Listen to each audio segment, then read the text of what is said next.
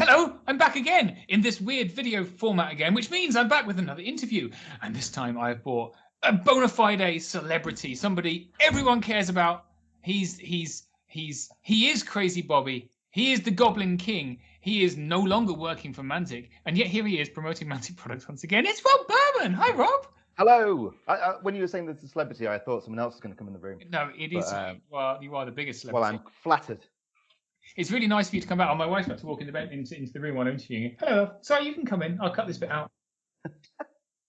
Wearing my dressing gown. She says she's wearing a dressing gown. It's all right. We're not recording. It's okay, fine. I'll avert my eyes. I might keep this in actually as she walks past. There she are. Hi. And she's gone past. Well, obviously famous in the beginners Kings of War videos. Yeah. She's a genuine celebrity. Tell you what, I keep begging her to come back and do more videos because the videos which she's in, because there's a woman in it, literally double the views. Really? Double the views. Wow. Yeah. There you go. I've asked her to do it in a bikini, and she said something. Well, maybe you could wear the bikini. That was her suggestion. Okay. Anyway, where were we? Forgetting all that, slight interruption there. Rob, thank you so much for spending time talking to us. For people, I suppose, who don't know who you are, who are you, Rob Burman? Where have you come from? Why am I speaking to you about Mantic stuff? That's a good question. Yeah, where have you been?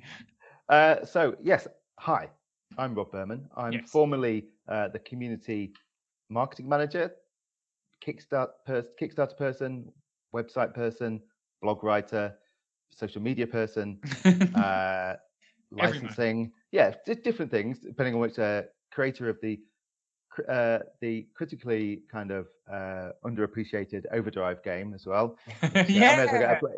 If only I was on commission for that, but I'm not. But so I used to work at Mantic until August last year, 2022. And then you left Mantic, and there was much wailing and gnashing of teeth. It's fair to say, and I'm not blowing smoke up you because you've agreed to come on this interview, but you have been greatly missed by a great number of people. You were in many ways the face of Mantic. I think you're exaggerating there, Steve. I'm very much not. You're trying to, okay. I'll just. But no, you've gone and done a proper job now, working for somewhere proper, and hobby wise, have you done any? So you said you didn't do anything when you left Mantic. You kind of just dropped it and. Yeah, I stopped. I think one thing I did realize is because obviously I'd got a lot of armies and that sort of thing from working at Mantic, and also it was, I suppose, although I love the hobby and I love painting, and that's what got me back into it. There was a point where I was tending to do things, whatever was coming up on the blog or that sort of thing. So I was painting. I was painting whatever was coming out or to help promote that thing. So like I was doing a fight. I mean, I'm making it sound like an arduous task. I was painting things like really firefight armies and that sort of stuff. But yeah, it was sort of, so when I left, I stopped entirely, and I thought, well, I've got enough armies. The garages, and also the main thing is, Steve, I couldn't keep them at work. Yeah, so storage became a problem. So normally when you take your stuff from the office in a box, you had like a cart. Well, I had a huge, and that was just 1,000 points of goblins. It was all in there. But yeah, so I didn't do anything for about 6 months, and it was actually, like I said, the hard plastic ogres.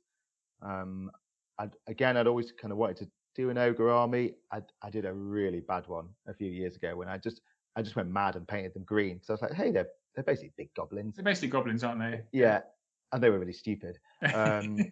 So actually, when the plastic ones came out, I thought, this is I'll paint one. I painted a couple over Christmas, and then that was it. I had the bug back, and before I knew it, Paul Welch just convinced me to go to Northern Kings, and then I saw Clash, and I went, well, why not go for it? I'll kind of get back into it and actually do some events and actually play in the events as well. You are coming to Clash of Kings.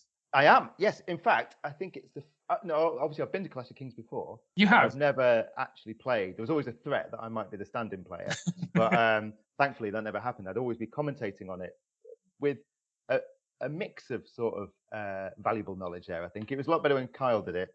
So yeah, I'm quite excited that this is actually the first one I'll be able to play in. Yeah, so you're coming to play. People are obviously trembling to hear that the Goblin Lord is coming to destroy them on the battlefield. I assume you're bringing goblins. Am I right? I'm going to shock you.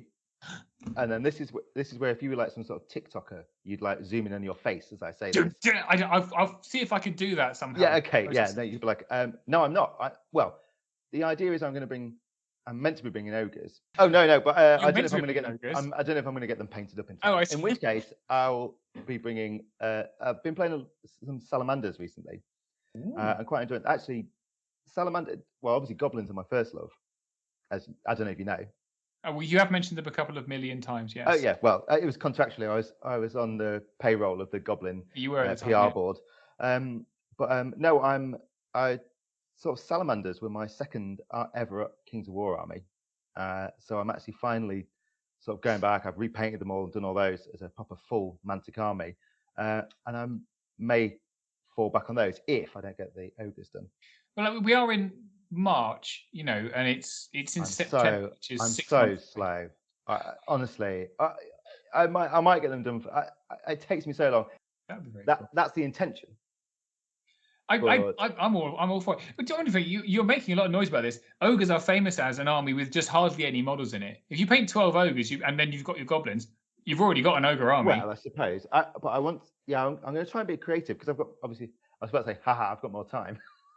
You've got 6 months. Yeah. But yeah, we like to do some stuff for the mammoth and those kind of things. So yeah, I'm really enjoying. Actually, sorry, this does sound like I'm plugging Mantic now, but you're not paying that anymore. Damn. The new hard plastic ogres are absolutely fantastic, and that's what sort of got me back in to sort of hobbying. I'm sorry. Right. Yeah. So cool. And also, well, the other thing to talk about. So you are coming to Clash of Kings, which is very exciting for everyone. But because you can never kind of leave the hobby life once you've been in the hobby life, you've been the subject of quite a few kind of podcast chats recently because your book is coming out. Yeah, so that is Ascent of the Goblin King. It was going to be Rise of the Goblin King, but Clint got there first with Rise of the Celestians, and now I got beat to it. But yes, that's a book about Grogger Splittooth. So if you cast your mind back to Eye of the Abyss, in the distant Kings of War past, Grogger was introduced there. That was a character that I introduced in that one, and I always really liked the idea of Grogger, that he's a sort of goblin with delusions of grandeur, sort of very much Blackadder-esque. He thinks he's the best goblin and everyone else is an idiot and that he should be king and all things like that. So yeah, I sort of pitched that book ages ago to Brandon at Wintersar. Actually wrote it in lockdown, so that was the one good thing that came out of lockdown. Actually kind of managed to sit down and write the book, and then because of Brandon's mental schedule, I've just been waiting for it to actually come out. So I think it's due out in June, which means there might well be copies available at Clash of Kings for you. Maybe. Will you be signing? If people bring you the book, how will you sign it for them? If they want to reduce the value of it, then yeah, I certainly can do. It'll be harder for them to sell it on eBay then. But yes, I will. Hopefully they will be there. That'd be great. There will definitely be books there. So you just sign someone else's book. Just claim you're Mark Barber. Okay. It's Brandon's favourite. It's all fine. It'll be fine. He's normally on a submarine somewhere anyway, so it's probably. Yes, yeah. I'll probably get away with it. I've read Ascent of the Goblin King. Yes, you have. Yeah, I kind of. Right. No, it's really good. I really liked it. It's very enjoyable. There's certain characters in there that I really, really, enjoyed writing, and it's not just goblins in there either. There are some other. We've talked about my second love actually already. So yeah, we talked about it. In fact, Brandon's already said on the Mantic. Oh, and the salamanders. The salamanders are in it. Okay. Well, there's no secrets anymore, is there, on the internet? No words. No words. No, I've genuinely thoroughly enjoyed it. I think Brandon was going, oh no, it's really hard because people don't want to get behind a baddie, and I'm like that. No, I love an anti-hero. I love a bad guy. Reading books about there's a book called Grunts by Mary Gentle that I read as a teenager, which features orcs as the main protagonist, and they are horrible. They are vile, and loved every minute of it.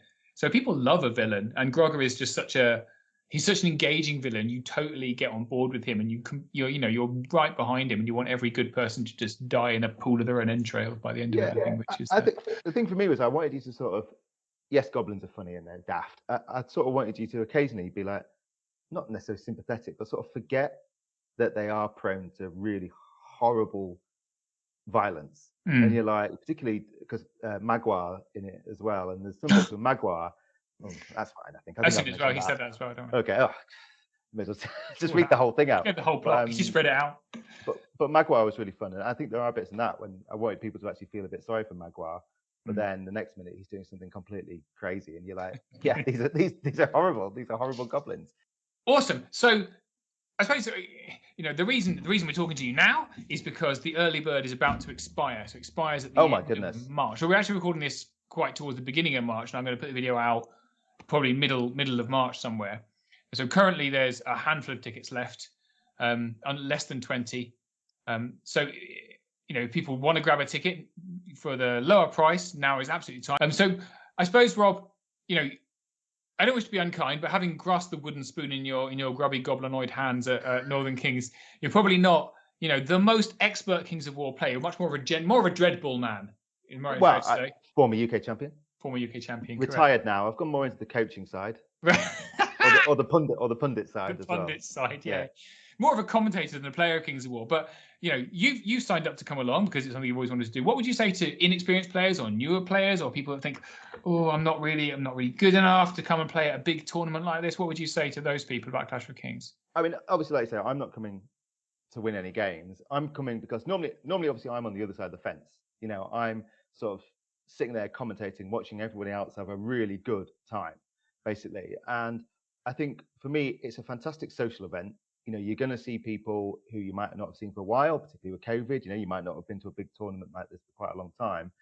And the social side of things is really, really good. You'll have some great games, particularly if you're not challenging the top tables. You'll have some fairly relaxed games at the bottom of the table, chill. as you're as you're kind of not worried if you get the snake eyes and that sort of stuff. It's more about just having a laugh, really.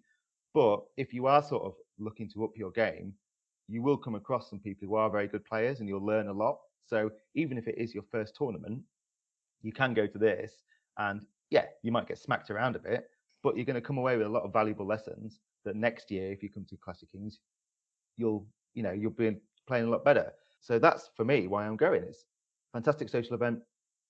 Get out of it what you put in, and just have a really good time, good laugh. Bask in the adoration of your fan base. Am I right? I'm not sure. Well, keep saying this. Just talk about Martin. I think Martin's going to be there, so it is. Yeah, well, I'm not sure if Martin's playing actually. So I've been practicing against Martin. So I think he's definitely planning on it. I think now he's found out he doesn't have to work it. He's like, oh, the same reason as you. I've always been there, but never got to play. I might try my hand. But I've just for me it seemed like such a great event. It was really good fun. I mean, the last one I went to was the one in Cardiff, and despite the fact it was sweltering hot. It was a really good. It was a great weekend, and I was kind of quite jealous. When you're sitting there watching people and thinking, oh, they're having a really good time, and getting drunk, which obviously I couldn't do because I was commentating. So the commentating might have got a bit fruity. So instead, this it doesn't time, seem to have stopped previous commentators. I'm just saying, but it needs to work okay. So, as someone you've run 2 or helped run 2, 3 Clash of Kings, 4. So you've run 4 Clash of Kings.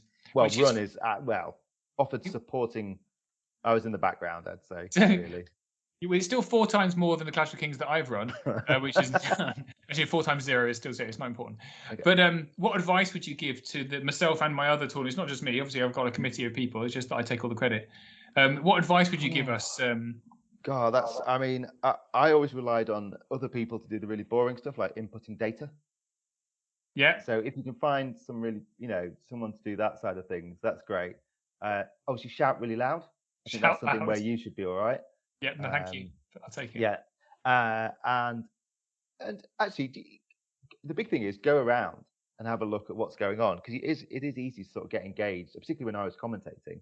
I didn't actually get to go around and watch the games, and that's really good. And obviously, I don't know if you'll be having updates during the day, but if people can kind of keep an eye on it as well, and will you do live streaming or that sort of thing? Yeah, we're going to have a streaming table. And we're going to try and get some people to commentate on that. So hopefully from across the globe, as we've done with things like UK Masters, that'll be really exciting. So yeah, there'll be the opportunity for people to tune in. I'll be doing some video updates to the channel, so people can watch it and see what's happening as we go along. Yeah, so that's always really great. I mean, I think that particularly for your global audience, Steve.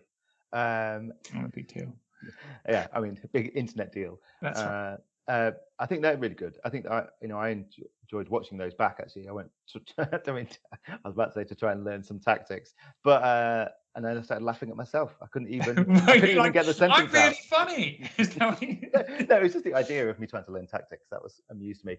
But yeah, I think that was always really good. So I suggest that people kind of tune in and watch that if they can, because they'll learn something. Indeed, Or not maybe if you they're see watching Rob Burman on the top table as I put him up there. I'm going to do it first game. It's going to be Rob Burman versus Tom Robinson. Let's see who happens. Oh no, don't, because that's what happened to me when I went to Northern Kings last year, and that was really unfair. He was the player. That set the tone for the weekend, I feel. Oh, bless him, poor thing. Rob, thank you so much for taking the time in your evening, in your free time when you're not being paid for, to talk to me about your previous job. It's fine.